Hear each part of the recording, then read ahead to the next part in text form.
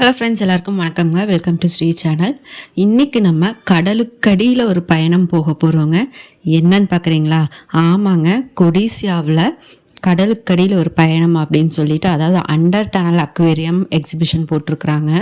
இங்கே கடலுக்கு அடியில் இருக்கிற அந்த ஒரு ஃபீல் நம்மளுக்கு கொண்டு வரதா எக்ஸிபிஷன் போட்டிருந்தாங்க. அதுக்கு தான் நம்ம இன்றைக்கி வந்திருக்கோம். ஆக்சுவலாக முன்னாடி பார்த்திங்கன்னா இங்கே இந்த அக்டோபஸ் வச்சுருக்காங்க. இது ஆக்சுவலாக அக்டோபஸ் ஃபிஷ்ஷுன்னு தான் நினைக்கிறேன். இதுவே வந்து நல்ல ஒரு பிரம்மாண்டமாக இருக்குது.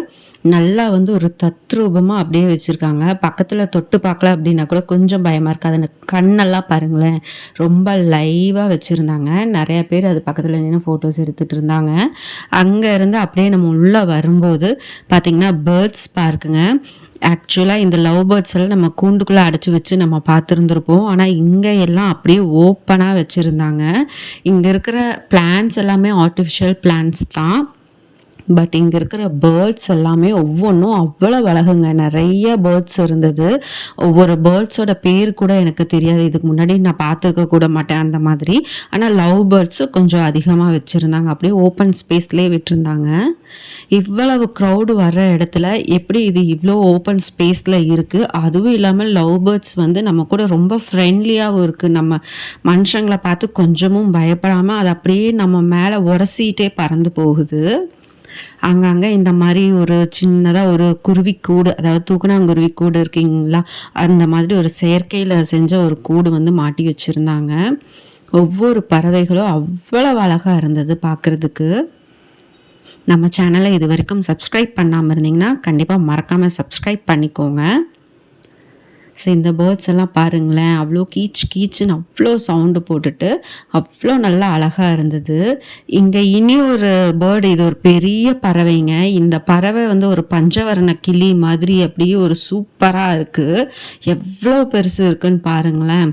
இந்த பறவை வந்து நிறைய பேர் கையில் எடுத்து தோல் மேலே வச்சு அப்படியெல்லாம் வந்து ஃபோட்டோஸ்க்கு போஸ் கொடுத்துட்டு இருந்தாங்க. இதுவும் வந்து ரொம்ப ஃப்ரெண்ட்லியாக இருந்தது. இது கூடவே இங்கே பாருங்கள், ஐ திங்க் இது வந்து என்னன்னு தெரியல எனக்கு இது பேர். ஆக்சுவலாக இது ஒரு பச்சோந்தி உடும்பு மாதிரி ஒரு டைப்பில் இருக்குது. பச்சை கலரில் ஒன்று, ஒரு மாதிரி லைட்டு ஒரு ரெட்டிஷ் கலரில் ஒன்று இருந்தது. இதையும் வந்து நிறையா பேர் எடுத்து கையிலலாம் வச்சு அது கூட விளையாடிட்டு ஃபோட்டோஸ்க்கெல்லாம் போஸ் கொடுத்துட்டு இருந்தாங்க. பட் எனக்கு அது பார்க்குறதுக்கே ஒரு மாதிரி இருந்தது. ஆனாலும் எங்கள் வீட்டில் ஒரு பெரிய வீராங்கனை இருக்கிறாங்க. ஆமாங்க, அவள் தான் அனுஷ்கா. இங்கே பார்த்தீங்களா, இப்படி வந்து இந்த பாம்பு அப்படியே மேலே வச்சுட்டு, ஆக்சுவலாக இது வாய் கட்டி வச்சுருக்காங்கன்னு நினச்சேன். ஆனால் வாய் கட்டவெல்லாம் இல்லை. அவங்க வந்து அந்த நாக்கெல்லாம் அது வெளியில் நீட்டுது. அந்த நாக்கு வெளியில் நீட்டுறதெல்லாம் பார்த்தா ரொம்ப பயமாக இருந்தது. இருந்தாலும் அவள் எடுத்து தோல் மேலே போட்டு கையில் பிடிச்செல்லாம் போஸ் கொடுத்துட்டு இருந்தா. எனக்கெல்லாம் செட் ஆகலை. நான் வந்துட்டேன் இந்த பக்கம். இப்போ இந்த பக்கம் வந்து பார்த்தோம் அப்படின்னா இங்கே ஒரு ஃப்ளவர் கார்டனே வச்சுருந்தாங்க. ஆக்சுவலாக இது என்ன தீம்னு எனக்கு தெரில. ஆனால் ஒரு பெரிய கார்டன் மாதிரி செயற்கையாக பண்ணி வச்சுருந்தாங்க. அதுக்கப்புறம் பார்த்திங்கன்னா நல்ல ஒரு என்டர்டெயின்மெண்ட் அப்படின்னு சொல்லலாம். செம்மையாக இருந்தது. இது வந்து ஒரு ரோபோங்க, நாய்க்குட்டி ரோபோ அந்த மாதிரி. இது வந்து அப்படியே மக்களாக அப்படியே விட்டுட்டாங்க. அவங்க ரிமோட் வந்து அவங்க கையில் இருக்குது. அதை ஆப்ரேட் பண்ணிவிட்டு இதை வந்து மக்கள் வர கால்கடியிலலாம் ஓடும்போது ஒரு சிலர்லாம் பயந்துட்டு அந்த பக்கம் ஓடினாங்க. அதெல்லாம் ரொம்ப ஜாலியாக இருந்தது என்டர்டெயின் பண்ணுறதுக்கு. அதாவது டனல் அக்வேரியம் எக்ஸிபிஷன் அப்படின்னு சொன்னாங்க இல்லைங்களா, அது இங்கே தான் ஸ்டார்ட் ஆகுது. ஆக்சுவலாக கடல் கன்னிங்க.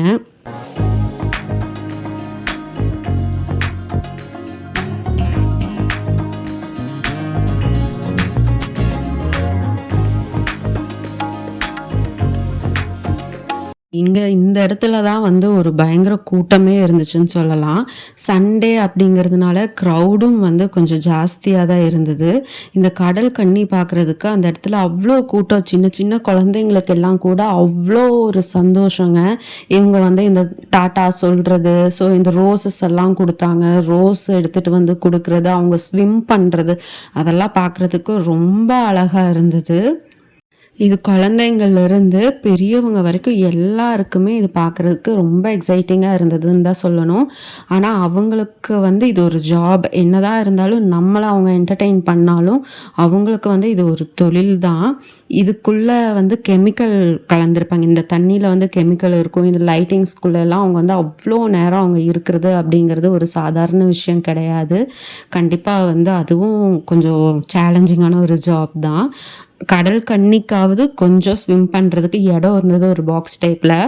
ஆனால் இவர் பாருங்கள், இவருக்கு வந்து அந்த டனல் ஷேப்பில் வச்சுருந்தாங்க. ஸ்விம் பண்ணுறதுக்கான இடம் வந்து ரொம்ப ரொம்ப குறைவு தான். இருந்தாலும் இவங்க மத்தியானம் 2 மணிலேருந்து நைட்டு 10 மணி வரைக்கும் இந்த மாதிரி ஒரு ஜாப் அவங்க பண்ணி தான் ஆகணும். ஸோ அதெல்லாம் அவங்க சைட்லேருந்து என்னதான் நம்ம என்டர்டெயின் ஆனாலும் அவங்க சைட்லேருந்து நம்ம யோசிக்கும்போது அது கொஞ்சம் ஒரு டஃப்பான ஒரு ஒர்க்கு அப்படின்னு தான் சொல்லணும். ஆனாலும் அவங்க வந்து கொஞ்சம் கூட சலிக்காமல் அங்கே வர மக்களுக்கெல்லாம் டாட்டா சொல்லிவிட்டு ஃப்ளையிங் கிஸ் கொடுத்துட்டு ரொம்ப ஜாலியாக வந்துட்டு என்டர்டெயின் பண்ணாங்க. ஸோ அதுக்கப்புறம் நிறைய ஃபிஷ்ஷஸ் வச்சுருந்தாங்கங்க. இங்கே இருக்கிற நிறையா ஃபிஷ்ஷஸோட பேர் கூட நம்மளுக்கு தெரியாது. இதுக்கு முன்னாடி பார்த்துருக்கோமான்னு கூட தெரியாது. லைட்டிங்ஸ் வந்து கொஞ்சம் கம்மியாக தான் இருக்கும். கொஞ்சம் அட்ஜஸ்ட் பண்ணிக்கோங்க. இங்கே ஃபுல்லாக வந்து ஒரு ப்ளூ கலர் எஃபெக்ட் கொடுத்துட்டு, அதாவது நம்ம கடலுக்கு அடியில் போகிறோம் இல்லைங்களா அப்படின்னு சொல்லியிருக்காங்கல்ல, அந்த எஃபெக்ட் வந்து அந்த ஃபீல் வந்து நம்மளுக்கு கொண்டு வந்து கொடுக்கணும் அப்படிங்கிறதுக்காக ஸோ இந்த மாதிரி ஒரு கொஞ்சம் லைட்டிங்ஸ் கம்மியாக நல்ல ஒரு ப்ளூ ஷேடில் அவங்க கொடுத்துருந்தாங்க. ரொம்ப அழகாக இருந்தது. இந்த ஃபிஷ்ஷஸ் எல்லாம் பார்க்குறதுக்கு ஒவ்வொன்றும் விட அழகழகாக இருக்குதுங்க. இதெல்லாம் முடிச்சுட்டு இந்த பக்கம் அப்படியே வெளியில் வந்தோம் அப்படின்னா கடல் கன்னியோட அரண்மனை வச்சுருந்தாங்க. இது பாருங்கள், இது வந்து ஃபுல்லாக டெட்ரா ஃபிஷ். இது ஒரு 50 ஃபிஷ் நம்ம ஒன்றா பார்த்துருப்போம் எங்கேயாவது ஒரு ஃபிஷ் டேங்க்கில். பட் இங்கே வந்து ஒரு லட்சக்கணக்கான ஃபிஷ்ஷஸ் வந்து அப்படி விட்டுருந்தாங்க. இது டெட்ரா ஃபிஷ்ஷு, க்ளோ ஃபிஷ்ஷு, அந்த மாதிரி நிறையா பேர் இதுக்கு இருக்குது. நிறைய கலர் கலராக அப்படியே இவ்வளோ ஃபிஷ்ஷஸ் ஒரே இடத்துல பார்க்கும்போது அப்படியே மனசும் அந்த மாதிரி கலர் கலராக ஆயிடுது அப்படின்னு தான் சொல்லணும். அவ்வளோ ஒரு ஹாப்பினஸ் ஆகிடுதுங்க. கண்டிப்பாக ஸ்ட்ரெஸ் எல்லாம் இருந்துச்சு அப்படின்னா இங்கே வந்தால் கண்டிப்பாக ரிலீவ் ஆகிடும். பட் பார்த்தீங்கன்னா சண்டே செம்ம க்ரௌடு வருது. இதுதான் நான் சொன்ன கடல் கன்னியுடைய அரண்மனைங்க. இந்த அரண்மனையும் வந்து இப்படி ஒரு செட்டப்பில் வந்து தண்ணி ஃபுல்லாக அப்படியே மேலே விழுகிற மாதிரி வச்சுருந்தாங்க. ரொம்ப அழகாக இருந்தது இது பார்க்குறதுக்கு. எக்ஸிபிஷன் அப்படின்னாலே எப்பயுமே ரெகுலராக இருக்கிற மாதிரி இல்லாமல் இந்த தடவை கொஞ்சம் நல்லா இருந்தது. கொஞ்சம் டிஃப்ரெண்ட்டாக டனல் அக்வேரியம், ரோபோட்டிக் டாக்ஸு, இந்த பேர்ட்ஸ் பார்க் இதெல்லாம் போட்டு கொஞ்சம் நல்லா இருந்ததுங்க. ஸோ இதெல்லாம் முடிச்சுட்டு நம்ம உள்ளே வரும்போது ஆஸ் யூஷுவல் அந்த ரெகுலராக வர ஷாப்ஸ் எல்லாம் வந்துடும். ஃபர்னிச்சர் ஷாப்ஸு, அதுக்கப்புறமா பார்த்திங்கன்னா இந்த ஃபுட்வேர் கலெக்ஷன்ஸ் எல்லாம் இங்கே ரொம்ப நல்லா இருந்தது இந்த தடவை. ஆனால் எங்களால் எங்கேயுமே நின்று எதுவுமே பார்க்கவும் முடியாது, வாங்கவும் முடியலை. ஏன்னா சண்டே போயிட்டோம். ஸ்பேஸ் வந்து ரொம்ப கம்மியாக தான் இருந்தது. இது எல்லாமே வந்து ஒரு கூடாரம் மாதிரி போட்டு அதுக்குள்ளே போட்டிருந்தாங்க. ஸோ எப்படா ஓப்பன் ஸ்பேஸ்க்கு நம்ம போவோம், காற்று வந்து சுவாசிப்போம் அப்படிங்கிற மாதிரி இருந்துச்சு. பட் அதனால நாங்கள் எங்கேயுமே நிற்கலை, சீக்கிரமாக வெளியில் வந்துட்டோம். கேம்ஸ் வந்து ரொம்ப கம்மி தாங்க. இந்த மாதிரி கேம்ஸ் போட்டிருந்தாங்க. கேம்ஸ் வந்து கொஞ்சம் கம்மியாக தான் இருந்தது. பட் இருந்தாலும் சண்டேஸ் அந்த மாதிரி ஒரு 2 hours 3 hours வந்து நம்ம டைம் ஸ்பெண்ட் பண்ணுறதுக்கு, என்ஜாய் பண்ணுறதுக்கு இது வந்து நல்லா சூப்பரான ஒரு சாய்ஸ் அப்படின்னு தான் சொல்லுவேன். இப்போ வந்து டேஸ் வந்து இன்னமும் கொஞ்சம் எக்ஸ்டெண்ட் பண்ணியிருக்கிறாங்க. ஃபஸ்ட்டு 15ஆம் தேதி வரைக்கும் தான் எக்ஸிபிஷன் அப்படின்னு சொல்லியிருந்தாங்க. பட் இப்போ வந்து க்ரௌடு நிறையா வர்றதுனால இப்போ இன்னமும் கொஞ்சம் டேஸ் வந்து எக்ஸ்டெண்ட் பண்ணியிருக்கிறாங்க. ஆக்சுவலாக இது ஒன்றில் மட்டும்தாங்க வந்து அனுஷ்கா நிஷ்கா எல்லோரும் போனாங்க. பார்த்திங்கன்னா மீதி எல்லாமே வந்துட்டு எல்லாம் ஒவ்வொரு கேமுக்கும் நம்ம 100 ரூபா கொடுக்குற மாதிரி இருந்தது. ஸோ எல்லாமே எல்லாம் விளையாட முடியாது.